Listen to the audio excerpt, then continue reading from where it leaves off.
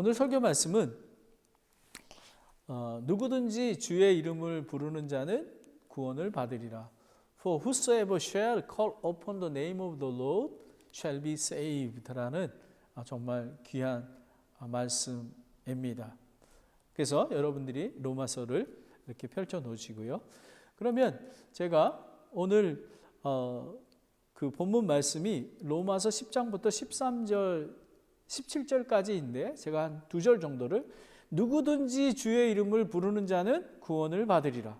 그런즉 누가 자기들이 믿지 아니한 분을 어찌 부르리요? 자기들이 듣지 못한 분을 어찌 믿으리요? 선포자가 없이 어찌 들으리요? 보내지지 아니하였다면 그들이 어찌 선포하리요? 여기 의미는 이것입니다. 누구든지 주의 이름을 부르는 자는 구원을 얻습니다. 근데 선포자가 보내지지 아니하였다면 저와 여러분 구원받은 자는 하나님께서 선택하셔서 구별돼서 지옥교회를 불러주셔서 복음을 선포하도록 보내짐을 받은 자들입니다. 그리고 또 뭐냐면 선포자가 없이 어찌 들으리요? 그래서 저희가 교포마켓이나 이런 데서 가서 전도하는 이유가 우리가 복음을 전하는 것입니다. 그리고 복음을 듣지 못한 분이 어찌 믿으리요라는 것입니다. 여러분 여러분 복음 전하는 방법 중에 하나 가장 쉬운 것을 제가 알려드리겠습니다. 예수 믿으세요. 예수님 믿으시나요? 예수님을 믿으면 영원한 생명을 얻습니다 라는 것입니다. 바로 이게 복음입니다. 이 복음 말씀을 듣고 그 말씀으로 찔림을 주시고 그리고 회개하고 돌이키게 되는 것입니다. 그리고 그들이 자기들이 믿지 아니한 분을 어찌 부르리요라는 것입니다. 여기에 주의 이름을 부르는 자는 이미 구원을 받은 것입니다. 부름을 받은 자라는 것은 부르는 자는 기도하고 간구하고 그리고 간청하는 것. 예수님을 우리가 구원을 못 받았다면 우리를 구원하여 주시옵소서.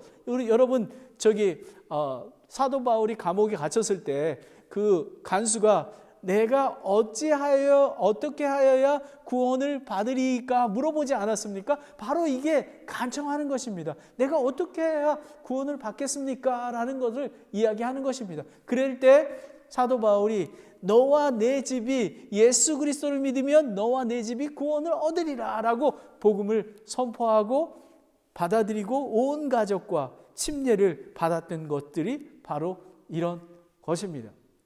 그러면 제가 복음을 선포하는 것, 하나님께 주신 말씀을 선포하라. 첫 번째 주에는 디모데후서 4장 2절 말씀이었습니다.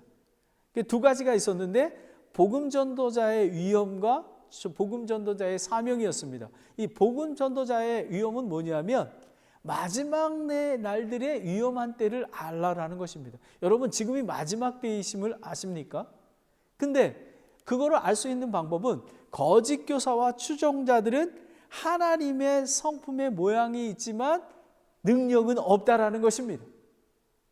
정말 거짓 선지자들이 많이 있고 또 많은 교회와 사람들이 있지만 정말 예수 그리스도의 종으로 살아가는 자가 많지 않다라는 것입니다. 그래서 항상 배우나 결코 진리를 알지 못한다고 얘기하는 것입니다. 그리고 사도 바울은 하나님의 뜻대로 살고자 하는 자는 핍박을 받으리라라는 것입니다. 악한 자들과 유혹하는 자들이 더 악해진다라는 것입니다. 그것이 현실입니다. 그리고 하나님이 주신 말씀입니다. 그리고 그렇기 때문에 너는 배워서 확신하게 되는 말씀 안에 거하라. 말씀 안에 거하라라는 것입니다. 그리고 복음 전도자의 사명. 이거는 사명을 저와 여러분에게 주신 것은 산자와 죽은 자를 살리신 그런 전능하신 하나님의 명령이며 그리고 말씀을 선포하는데 때를 얻든지 못 얻든지 말씀을 긴급히 선포하고 그리고 오래 참음으로 하라라는 것입니다. 그러면 때가 이르면 진리에서 돌이키고 복음에 전하는 자가 된다라고 얘기합니다. 제가 며칠 전부터 unknown color, 그러니까 그 그 신원이 분명하지 않은 그 전화를 제가 이렇게 뜨게 됐습니다. 근데 제가 안 받았습니다. 근데 금요일 날 제가 그 전화를 받았습니다. 여러분들이 아실지 모르겠지만 97살 먹은 김할머니가 계십니다. 그 할머니가 저에게 방문을 할 때 되면 제가 한 2달이나 3달에 한 번씩 방문하는데 할머니께서 늘 이랬어요. 목사님, 저는 안 믿습니다. 인생은 이 먼지처럼 없어져 버리는 거예요. 다시는 나한테 얘기하지 마십시오. 근데 금요일 날 그 할머니한테 전화가 왔습니다. 목사님, 저 아시나요? 이렇게 얘기하시는 거예요. 근데 저는 코로나19 팬데믹 때문에 저에게는 벌든이 있어요. 이 할머니가 복음을 듣지 않고 돌아가시면 어떡하나 그런 마음이 많이 있었습니다. 근데 전화가 오셔서 목사님, 지금 제가 며느리와 관계도 나빠지고 그리고 자식들 관계도 나빠지고 거의 저 혼자입니다. 목사님이 좀 도와주셔야 되겠습니다. 그리고 목사님께 할 말이 있습니다. 시간이 되시면 저를 방문해 주시지 않겠습니까? 라고 얘기합니다. 여러분, 복음을 전하잖아요. 오래 걸릴 수 있습니다. 1년이 걸릴 수 있고 3년이 걸릴 수 있습니다. 하지만 월요일 날 내일 제가 방문할 것입니다. 복음을 전할 것입니다. 할머니, 예수 그리스도를 믿으셔야 영원한 생명이 있습니다. 이게 아니라 영원한 생명이 있습니다. 복음을 전할 것입니다. 여러분 기도해 주십시오. 바로 이런 것들이 때문에 복음을 전하게 되는 것입니다. 그러면 우리가 말씀을 선포하라라고 하지 않았습니까? 근데 두 번째 주에는 말씀을 알라라는 것입니다. 도대체 말씀이 무엇이기에 우리가 죽은 자가 일어나고 그리고 죽었던 사람이 생명을 얻고 할 수 있는 것일까? 이거는 뭐냐면 처음부터 계셨던 말씀, 하나님의 영감으로 지어진 이 성경 말씀은 하나님의 영감으로 쓰여진 하나님의 말씀입니다. 이거는 태초부터 있었습니다. 창세기 1장에 말씀으로 빛을 창조하시고 또 말씀으로 사람을 창조하신 말씀이 하나님이셨더라. 그리고 말씀이 육신이 되어 오신 예수 그리스도, 하나님의 아들이 말씀이 육신이 되어서 이 땅에 오셔서 저와 여러분의 죄를 위해서 십자가에 죽으시고 부활하시고 우리 안에 믿는 자 안에 살아 계시는 그런 하나님이신 것입니다. 말씀이 예수님이십니다. 그리고 이 성경 말씀은 성경 기록은 하나님의 영감으로 쓰여졌고 살아있는 하나님의 말씀입니다. 오늘 하나님의 말씀을 들고 제가 이 자리에 쓴 것입니다. 그러하기에 권능이 있고 제가 권능이 있는 게 아니라 하나님의 말씀이 권능이 있기에 여러분을 깨우쳐 주시고 믿음을 주시고 예수님을 더 알아가게 하는 것입니다. 근데 이 말씀은 없어지지 않는다라는 것입니다. 얼마나 귀한 말씀인지 모릅니다. 그리고 세 번째 주에는 말씀을 알라라는 투가 있는데 오늘의 양식입니다. 히브리서 4장 12절부터 13절 말씀인데 이 생명의 말씀과 명령의 말씀, 이거는 구원의 말씀입니다. 생명을 살리는 그런 구원의 말씀이고 권능의 말씀이라는 것입니다. 권능의 말씀은 무엇이냐 하면 우리가 구원을 받아서 이 땅을 살아나갈 때 예수님의 권능의 말씀으로 하나님이 인도하시고 예수님의 권능이 우리와 함께 하신다는 그런 권능의 말씀인 것입니다. 그러하기에 우리는 이 명령의 말씀을 연구하고 우리가 성경 공부하고 설교 말씀 듣고 우리가 그렇게 하는 이유 중에 하나가 이 말씀을 연구하는 것입니다. 마지막 때에는 말씀을 바로 전하지 않는 사람들이 너무 많기에 하나님의 말씀을 연구하고 그리고 그 말씀에 순종하는 것입니다. 그리고 지난주에는 복음을 선포할 준비가 되어 있나요? 라는 것입니다. 사도 바울은 자기가 복음을 선포할 준비가 되었다고 얘기하는 것입니다.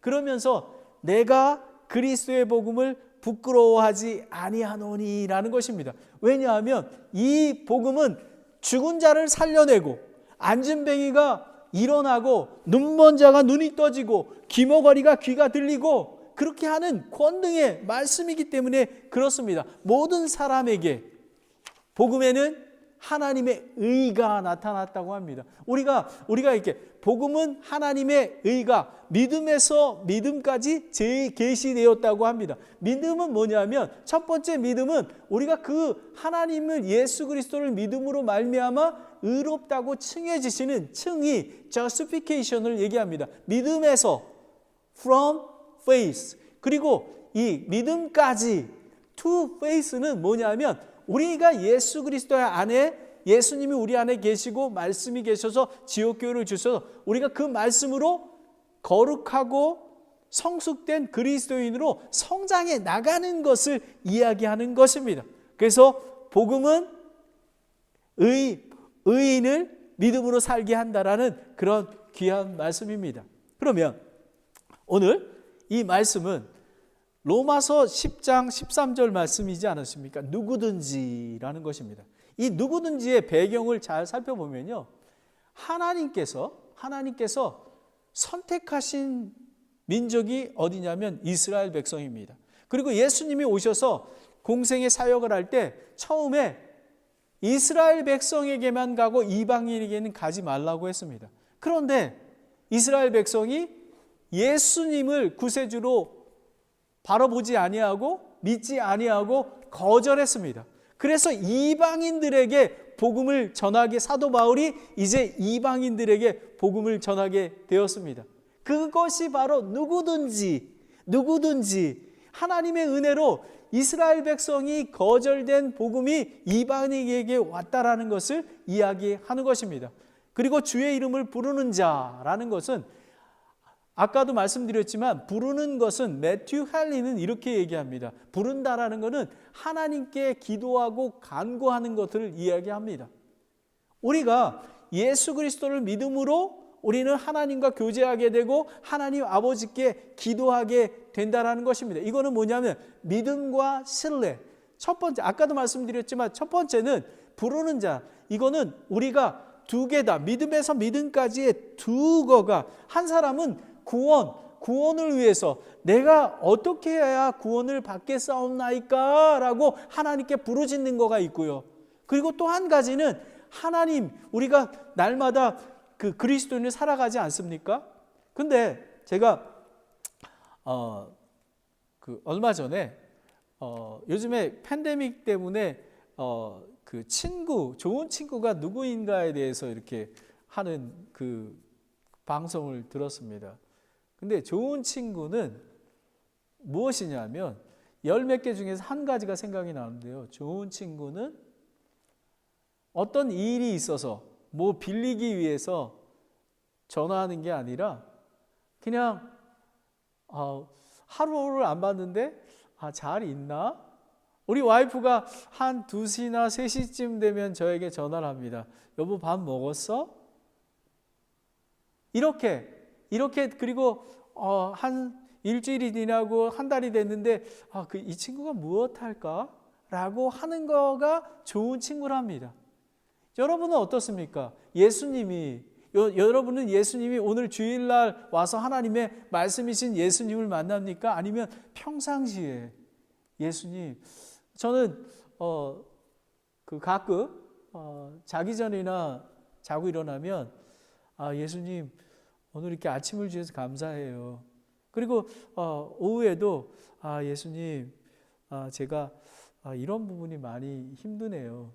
제가 오늘은 집중이 안 돼요. 예수님 도와주세요. 그리고 어떤 때는 예수님 복음이 뭐예요? 예수님 사랑하는 거가 왜 이렇게 어렵네요. 바로 이런 거가 예수 그리스도와 친구가 되는 그런 것들을 이야기하는 것입니다.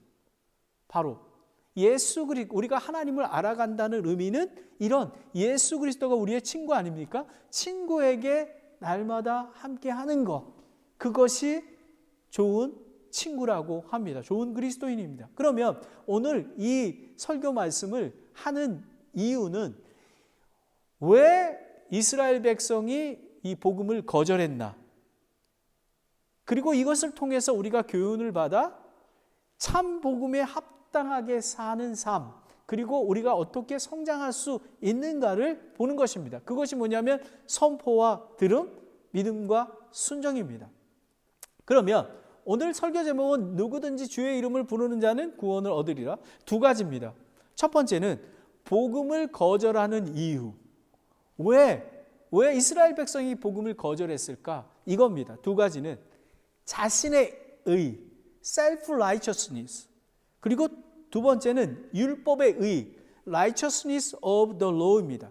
그러면 우리가 복음을 거절해 해결하는 방법은 어떤 것인가를 사도 바울은 이야기하고 있습니다. 사도 바울은 우리가 성경 말씀이 너무 좋은 게 뭐냐면요, 이렇게 문제를 주잖아요. 그 문맥 속에 답이 나와 있습니다. 무엇이냐면 선포와 들음이고, 그리고 믿음과 순종에 대한 것을 얘기하는 것입니다. 그러면 첫 번째, 복음의 거절의 이유입니다.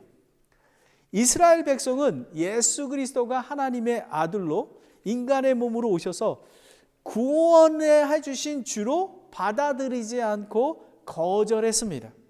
그뿐만 아니라 율법이 그들을 그리스도께로 인도하는 훈육 선생님을 알지 못했습니다. 그러니까 율법 그 자체를 맹목적으로 순종했던 것입니다. 그리고 이 율법을 지켜서 구원을 얻는 게 아니라 믿음으로 의롭게 되는 것을 알지 못했습니다. 그리고 예수님은 율법을 성취하러 오신 그런 분이신 것입니다. 그래서 사도 바울은, 우리는 사도 바울의 그런 마음을 가져야 하는데요, 로마서 10장 1절에 보면요, 형제들아 이스라엘을 위한 내 마음의 소원과 하나님을 향한 기도는 곧 그들이 구원을 받는 것이니라 라는 것입니다.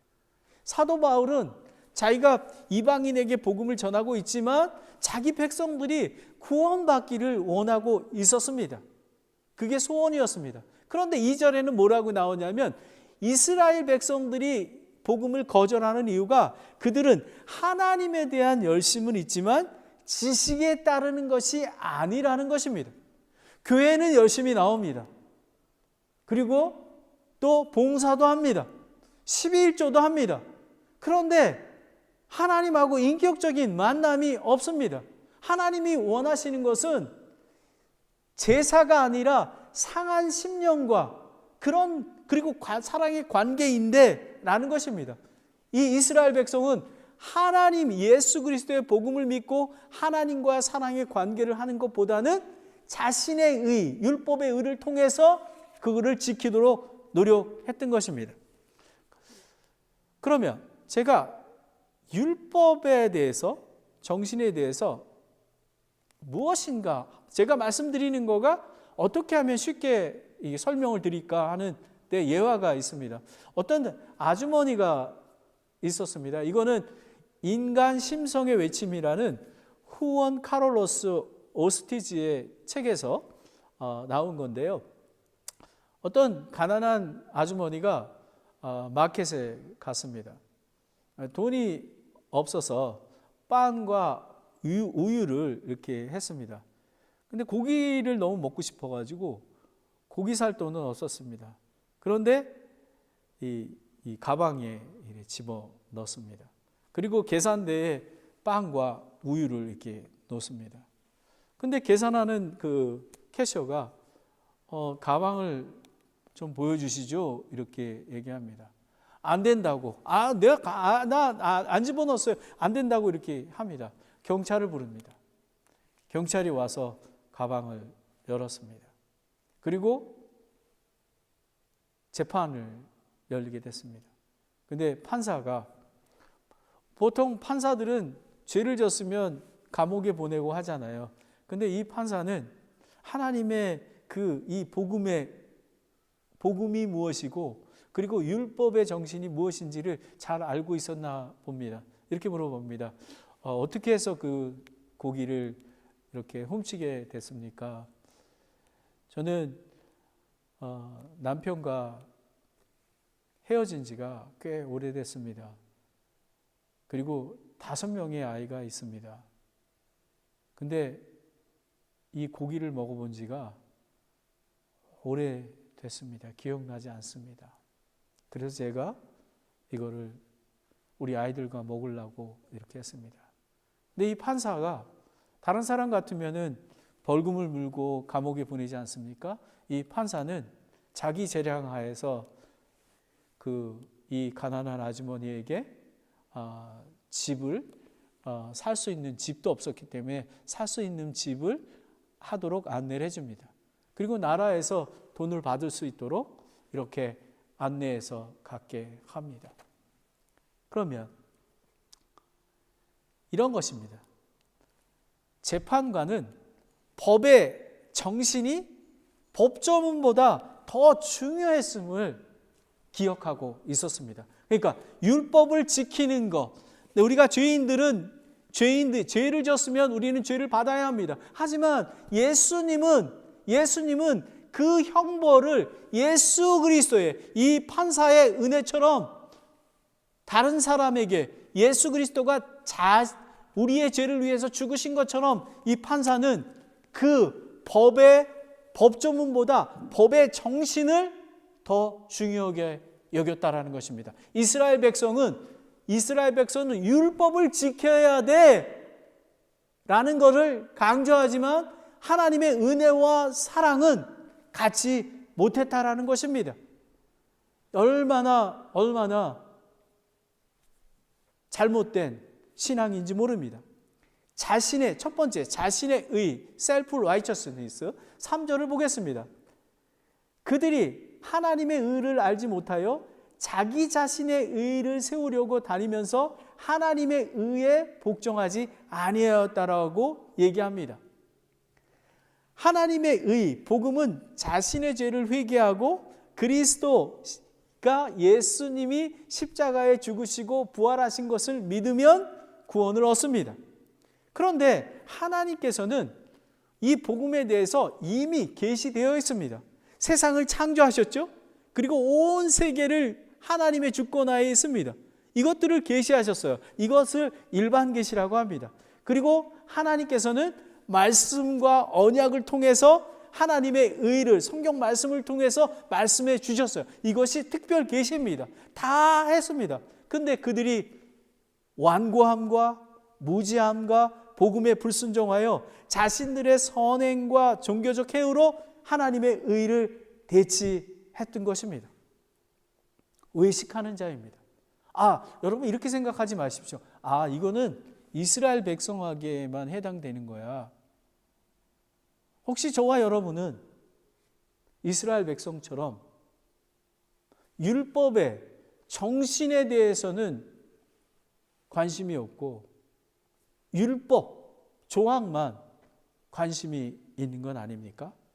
더 자세히 설명하기 위해서 바리새인과 세리의 비유가 나옵니다. 누가복음 18장 9절부터 14절 말씀입니다. 보면 9절에 보면 예수님이 그분께서 자기가 의롭다고 스스로 믿고 다른 사람을 멸시하는 어떤 사람에게 그 비유로 말씀하시되 라는 것입니다.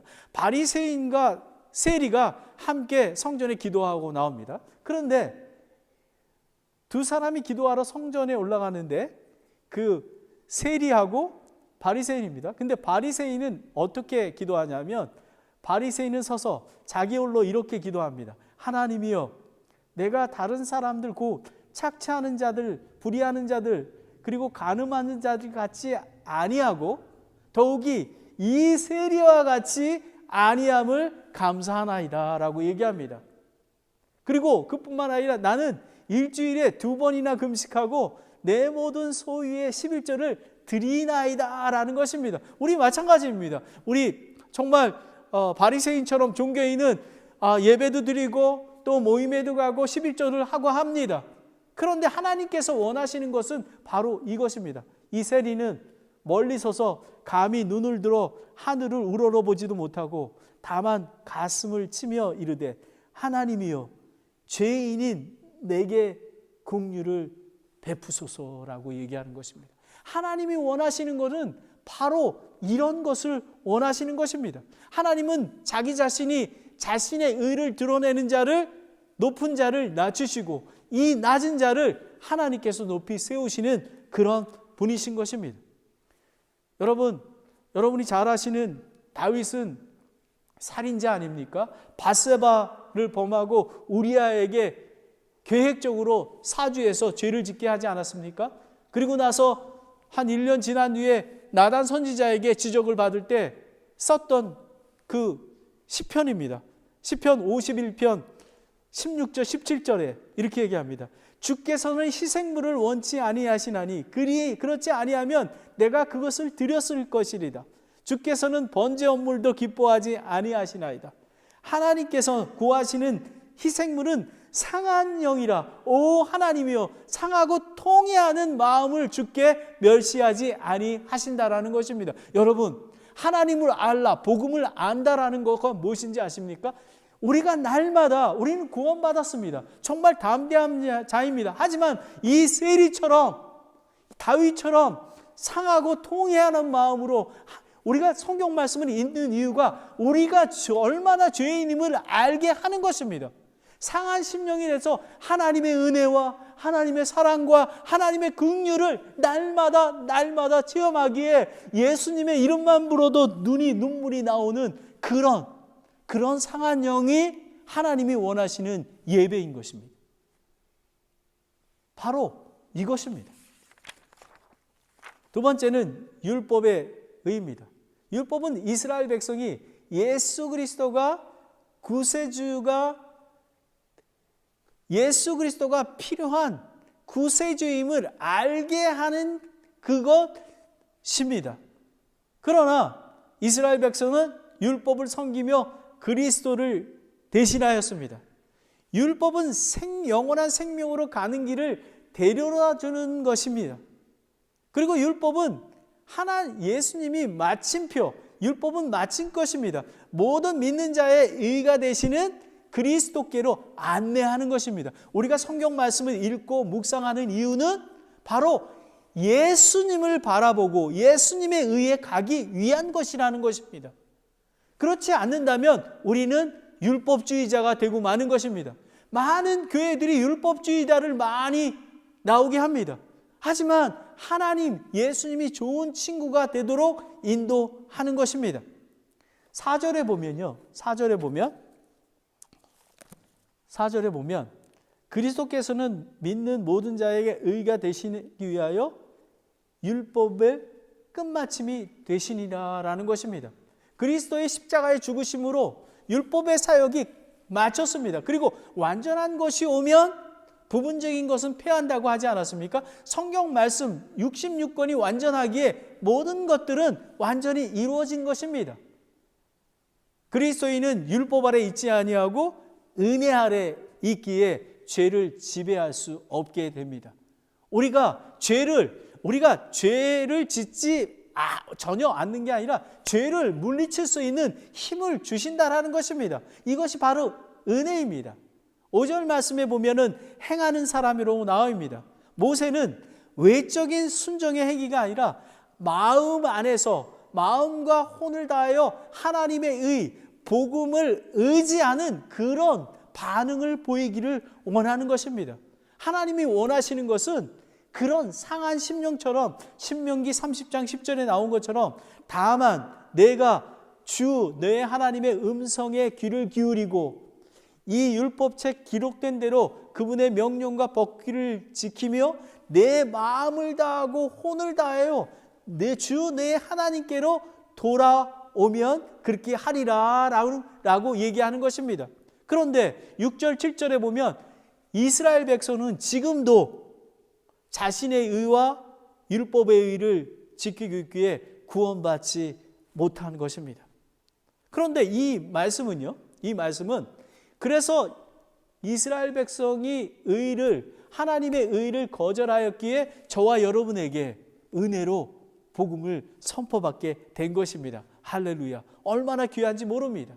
그런데 12절 13절에 보면요. 12절에 보면 이는 유대인과 그리스인 사이에 차별이 없기 때문이라 모든 사람 위에 계신 같은 주께서 자신을 부르는 모든 사람에게 부여하시니라 라는 것입니다. 근데 이 말씀은 누구든지 주의 이름을 부르는 자는 구원을 얻으리라는 말씀은 벌써 요엘서 2장 32절에 나와 있는 것입니다. 이 구약에서도 마찬가지로 그 율법의 그 법조문이 아니라 이 율법의 정의가 무엇이냐 하면 하나님과 사람과의 관계를 알아가는, 하나님의 사랑을 실천하는 것이 바로 복음임을 알게 하는 것입니다. 그래서 구약이나 신약이나 동일하게 믿음으로 구원을 얻는 것입니다. 그러면 우리가 한번 적용을 해보겠습니다. 여러분이 잘 아시는 누가복음 15장 11절 32절에 보면은 그 잃어버린 돌아온 탕자가 있지 않습니까? 돌아온 탕자가 이 아버지께 젊을 때 아버지께 상속재산을 미리 받아가지고 이제 먼 이 외국에 나가서 다 탕진합니다. 근데 돼지 주업나물까지도 먹을 게 없었습니다. 그때 깨닫습니다. 아, 내가 왜 이래? 그래서 뒤로 돌아서 아버지께로 돌아오게 됩니다. 바로 이게 회개입니다. 근데 아버지는 이렇게 합니다. 그 죄인은, 아버지는 멀리서 보이는 그 작은 아들을 보고 신발도 신지 않고 가서 안아주며 사랑으로 맞아줍니다. 그리고 씻기고 옷도 입히고 신발도 신기고 그리고 반지를 끼워주고 그리고 소를 잡고 잔치를 벌입니다. 근데 작은 아들이 뭐라고 얘기하는지 아십니까? 아버지, 저는 아들이라 불리지 마시옵소서. 저는 아버지의 재산을 탕진하고 못된 짓을 했던 그런 자이기에 아버지의 아들이라 불릴 자격이 없습니다. 그래서 저를 종으로 불러주시기 원합니다 라고 얘기하는 것입니다. 아까랑 동일하게 맞지 않습니까? 이런 상한, 하나님께서는 복음을 듣게 되면 하나님께서 이 은혜를 주시면 이런 마음이 되는 것입니다. 그런데 그 큰아들은 이렇게 합니다. 누가복음 15장 29절에 이렇게 합니다. 잔치를 벌이기 위해서 종을 불러서 물어봤더니 작은 아들이 들어와서 잔치를 벌린다는 데입니다. 그런데 이렇게 얘기합니다. 그가 응답하여 자기의 아버지에게 이르되, 보소서, 이 여러 해 동안 내가 아버지를 섬기며 어느 때고 아버지의 명령을 어긴 적이 없거늘 아버지께서 내가 내 친구들과 함께 즐기도록 내게 염소새끼 한 마리 주신 적이 있습니까? 내가 얼마나 교회를 잘 섬기고 내가 20년 동안 30년 동안 섬기고, 마치 목사도 마찬가지입니다. 하나님, 제가 열심히 설교하고 하지 않았습니까? 그런데도 불구하고 만약에 선교사, 목사도 이 큰아들 같은 마음이 있다면 하나님이 원하시는 마음이 아닙니다. 근데 아버지는 이렇게 얘기합니다. 누가복음 15장 31절 32절에 아버지가 그에게 이르되, 아들아, 너는 항상 나와 함께 있고 내게 있는 모든 것이 내 것이라.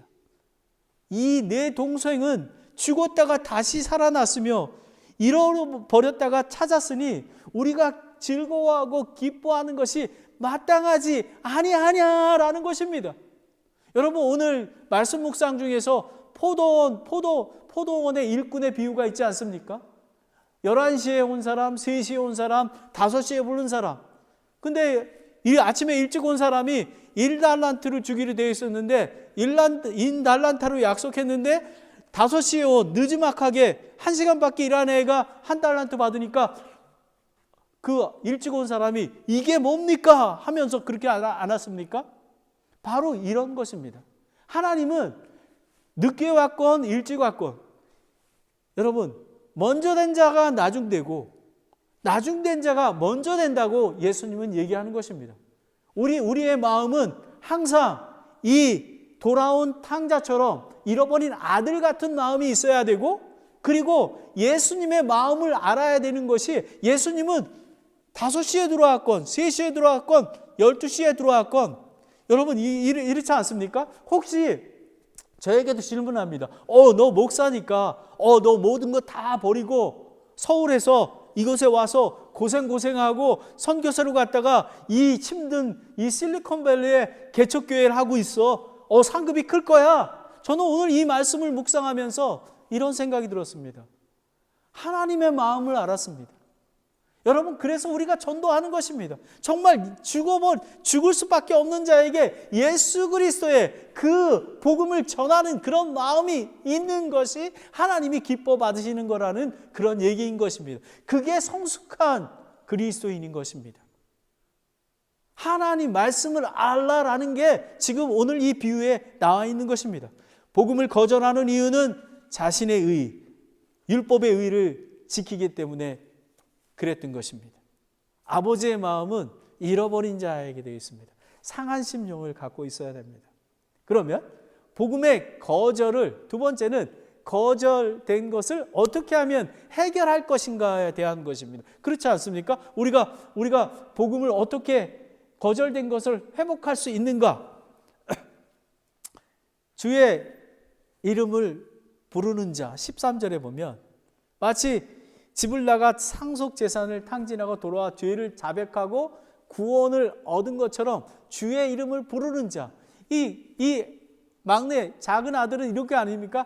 아버지, 저는 너무 나쁜 사람이에요. 저는 정말 아버지 옆에 있을 수도 없어요. 하지만 아버지 옆에 있는 것만으로도, 내가 구원받은 것만으로도 하나님의 은혜입니다. 그러하시기에 저를 종으로 불러주시기 원합니다 라는 것입니다. 그러면 14절을 보겠습니다. 그런즉 그들이 자기들이 믿지 아니한 분을 어찌 부르리요? 자기들이 듣지 못한 분을 어찌 믿으리요?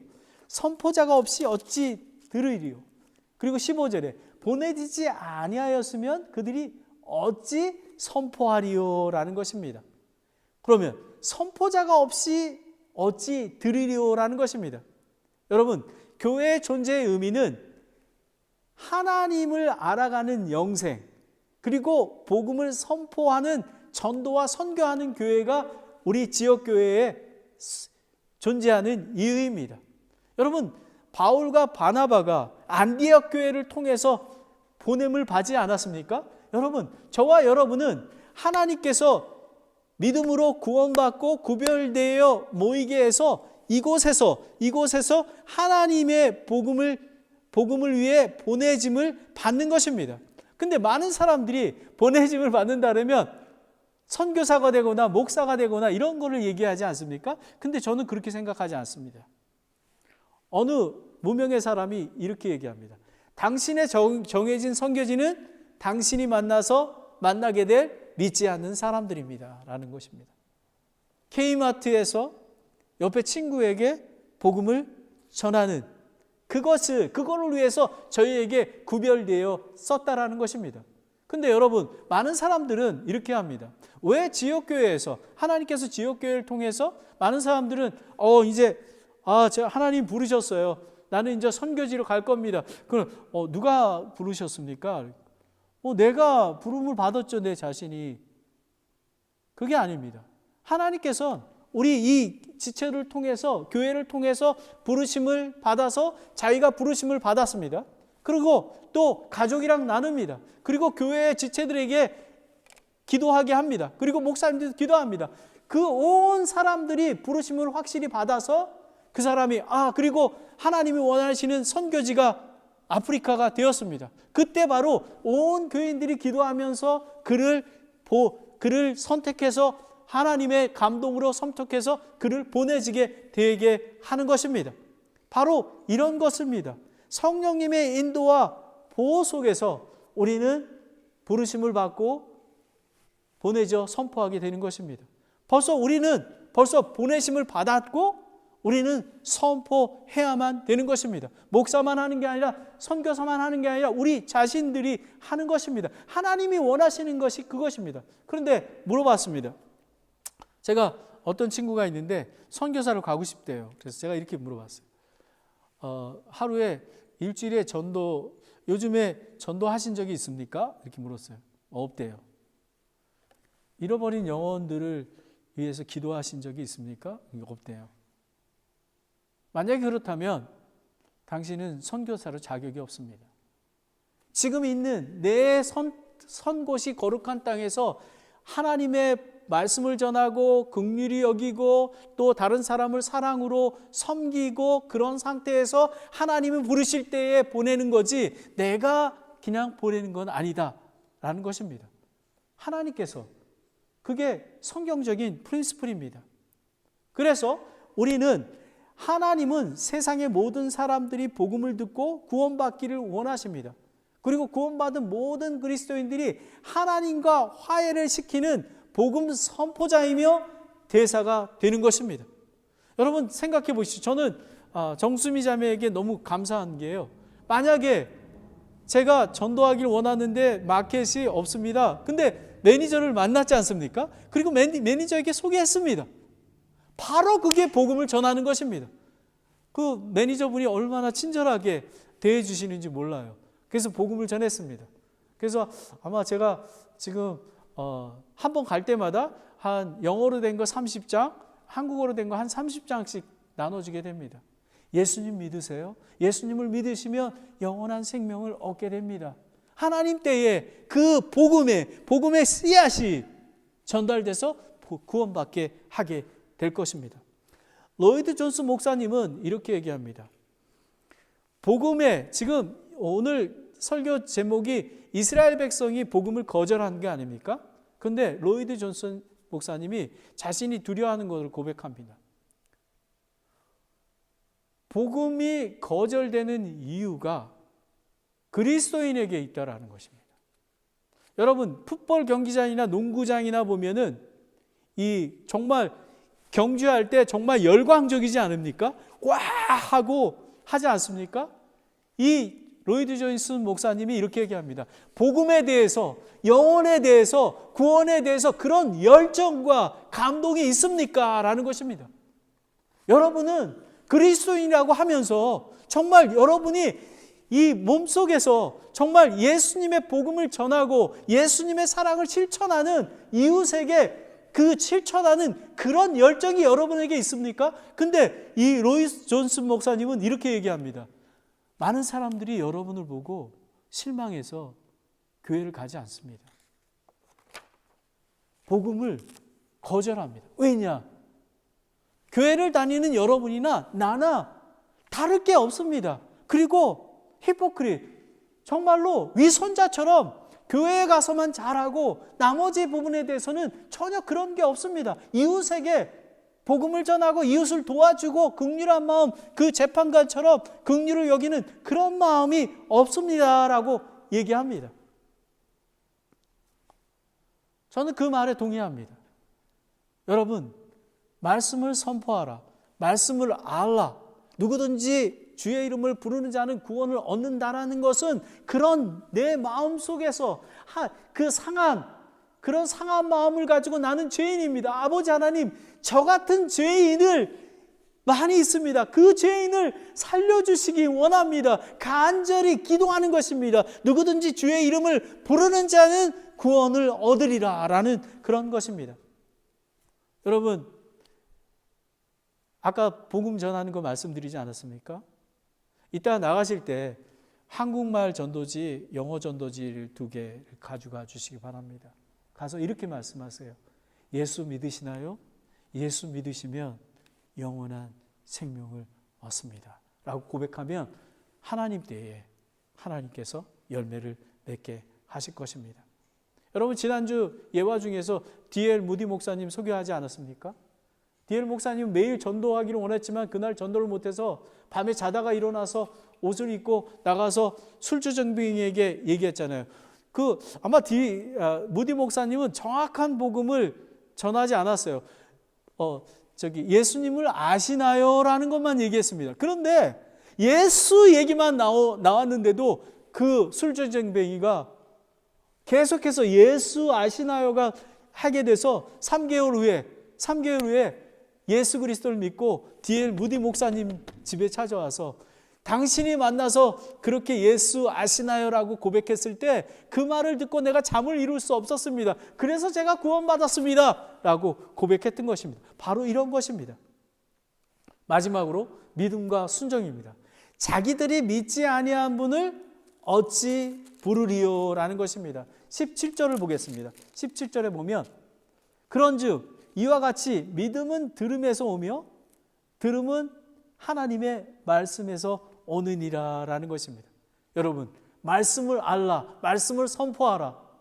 우리는 말씀을 그냥 아는 걸로만 하는 게 아니라 말씀의 의미가 무엇인지 사랑과 은혜, 긍휼한 마음을 갖고 있어야 된다라는 것을 이야기하는 것이 아닙니까? 누가복음 15장 7절에 내가 너희에게 이르노니 이와 같이 하늘에서는 회개할 필요가 없는 의로운 99사람보다 회개하는 한 죄인으로 인하여 더 기쁨이 있느니라 라는 것입니다. 여러분, 그런 마음을 가지고 있어야 하는 것입니다. 그리고 누구든지는 하나님의 의는 차별이 없습니다. 회개하고 정말 그 잃어버린 아들처럼 그렇게 죄 많은 사람이 아버지께 돌아오면 은혜와 긍휼을 얻는 것처럼 누구든지 어떠한 사람도 다 구원을 받을 수 있는 것입니다. 예수님을 부지런히 찾는 자, 그리고 믿음이 없이는 하나님을 기쁘게 하지 못한다고 성경은 말하고 있지 않습니까? 믿음은 들음에서, 들음은 하나님의 말씀에서, 그리고 지난주 설교에 했던 것처럼 이게 매우 중요합니다. 하나님의 의는 믿음에서 믿음까지 계시되어 있다라는 것입니다. 믿음에서 from faith to faith는 믿음으로 구원을 받습니다. 하지만 to faith는 믿음까지는 우리가 이 잃어버린 아들처럼 상한 마음으로 하나님 앞에 나아가며 그리고 그런 말씀에 순종하며 거룩한 삶, 성숙한 믿음을 가지고 나아가는 것을 의미하는 것입니다. 마태복음 7장 24절에 그러므로 누구든지 나의 말을 듣고 그것들을 행하는 자를 나는 자기 집에 반석 위에 지은 지혜로운 사람과 같다 하리라 라고 얘기하는 것입니다. 여러분, 정확히 알으셔야만 합니다. 우리는 종교인이 되면 안 됩니다. 하나님이 원하시는 것은 상한 심령입니다. 18절부터 20절에 보면 이스라엘 백성은 하나님의 의와 복음을 거절했습니다. 자신의 의와 율법의 의 때문에. 근데 21절을 보겠습니다. 오직 이스라엘에 대해서는 이르기를 내가 종일토록 내 손을 내밀어 불순종하고 거역하는 백성을 향하여 하였노라 하느니라. 이스라엘 백성의 거절 때문에 저와 여러분은 은혜를 받게 되었습니다. 그러하기에 우리는 이스라엘 백성보다 더 겸손하고 또 더 긍휼한 마음으로 하나님의 복음을, 하나님을 알아가야 하는 것입니다. 베드로후서 3장 9절입니다. 주께서는 자신의 약속에 대해 어떤 사람들이 더디다고 생각하는 것 같이 더디지 아니하며 오직 우리를 향하여 오래 참으소 아무도 멸망하지 않고 모두 회개에 이르기를 원하노라 라고 얘기하는 것입니다. 많은 사람들이 구원받기를 원하는 것입니다. 여러분, 믿음의 성장이 무엇인지 아십니까? 들음은 귀로부터 듣는 복음입니다. 오늘 설교 말씀을 통해서 하나님의 말씀을 듣고 있습니다. 그리고 마음으로 듣는 복음이 있습니다. 그것이 뭐냐면 하나님의 말씀을 읽고 묵상하고 기도하는 것입니다. 그리고 눈으로 보는 복음이 있습니다. 그것이 뭐냐면 전도와 선교입니다. 여러분, 제가 전도하고 오랜만에 전도하고 돌아왔을 때 제가 늘 눌리는 마음이 있습니다. 하나님 아버지, 이 코로나 팬데믹으로 인해서 제가 전도하지 못합니다. 근데 전도하고 돌아왔을 때 제 마음이 얼마나 기쁘고 하나님께 감사하고 그리고 힘이 납니다. 여러분, 전도하면 힘이 생깁니다. 그래서 여러분, 말씀을 알라. 말씀에 붙잡힌 자가 되어야만 합니다. 여러분, 미국의 6대 대통령 존 킨스 아담스라는 대통령이 있습니다. 그 대통령보다 이 대통령은 매우 독실한 신앙인으로 알려져 있습니다. 그가 백악관으로 들어온 지 이틀째에 밤에 일기를 썼습니다. 이렇게 썼습니다. 하나님께서 이 백악관과 앞으로 이곳에서 지내게 될 모든 이들에게 큰 은혜를 내려주시기를 빕니다. 정직하며 지혜로운 이들만이 이 지붕 아래서 이 나라를 다스릴 수 있도록 하여 주시옵소서. 아버지 하나님, 복음의 의미가 무엇이고 하나님의 사랑이 무엇인지 아는 사람들이 함께하길 원합니다 라고 얘기합니다. 그리고 그는 누구보다도 성경을 많이 읽고 묵상하는 성경을 강조했습니다. 1816년 9월 26일 날에 일기 기록이 있었습니다. 몇 년 전부터 나는 성경을 1년에 1독씩 통독하고 있다. 아침에 일어나서는 그 첫 시간을 성경 읽기에 바치고 있다. 그는 또 이런 말을 남겼습니다. 성경 읽는 것은 하루를 시작하는 데 있어서 가장 유익한 습관이다. 성경은 지식과 덕의 무한한 금광이다. 성경은 인간 생활의 모든 상황이며 모든 시대를 읽는 모든 사람의 책이다. 성경은 한두 번 읽고서 접어드는 게 아니라 하루에 한 장, 두 장을 정해서 읽을 책이요, 결코 어떤 강압적으로 필요한 책이 아니다라고 얘기하는 것입니다. 여러분, 복음을 선포하기 위해서는 말씀을 알아야 되지 않겠습니까? 이 복음의 말씀은 살아서 운동력이 있습니다. 제가 매일만, 저는 이렇게 시작한 것이 2015년부터 됐으니까 저는 지금까지 매일 아침에 하나님 말씀을 봉독하고 있습니다. 읽고 있습니다. 그 이유가 무엇이냐면 나 같은 죄인이 어떠한 사람인지 알고 그리고 하나님의 뜻과 하나님의 사랑을 알아가기 때문에 그런 것입니다.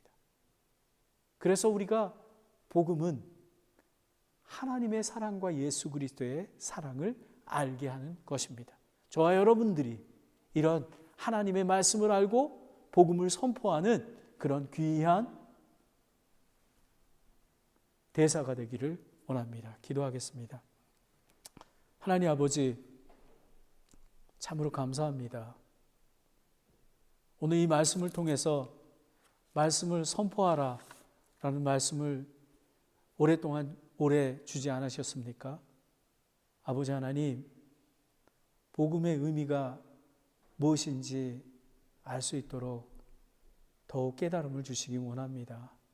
아버지 하나님, 복음을 알고 복음을 선포하는 것은 우리가 율법 조문을 외우는 것이 아니라 율법의 그 정의가 무엇인 하나님의 사랑과 하나님의 은혜, 그리고 내가 얼마나 죄인임을 알게 하는 그것이 하나님이 원하시는 것임을 알게 되었습니다. 아버지 하나님, 나 같은 죄인 살리신 하나님께서 저를 감동하셔서 잃어버린 영혼들을 위해 부르짖고 간구하는 귀한 자들이 되기를 원합니다. 아버지 하나님, 누구든지 주의 이름을 부르는 자는 구원을 얻는다고 하는 이 말씀을 붙들고 이제 내 친구에게, 가족에게 하나님의 복음을 선포하겠습니다. 예수님을 믿으세요. 예수님을 믿으시면 영원한 생명을 얻습니다. 하나님, 감사합니다. 이 복음으로 2022년을 승리할 수 있도록 인도하여 주시옵소서. 예수님의 이름으로 기도드렸습니다. 아멘.